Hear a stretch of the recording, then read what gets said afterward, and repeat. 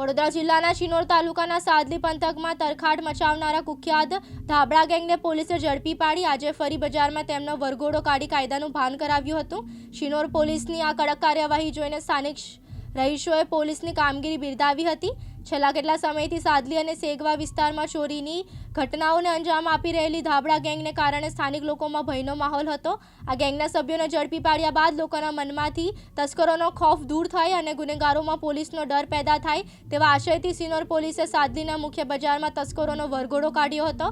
તપાસ દરમિયાન જાણવા મળ્યું કે તસ્કરોએ ચોરીને અંજામ આપવા માટે સાદલી બજારની જ એક દુકાનમાંથી હાથમોજા ખરીદ્યા હતા। શિનોર પોલીસે આ તસ્કરોને સાદલી બજારમાં જ એક દુકાનો પાસેથી લઈ ગઈ હતી જ્યાં તેમણે આયોજન કર્યું હતું। પોલીસના ચુસ્ત બંદોબસ્ત વચ્ચે જ્યારે તસ્કરો બજારમાં લાવવામાં આવ્યા હતા ત્યારે લોકોના ટોળેટોળા તેમને જોવા ઉમટી પડ્યા હતા।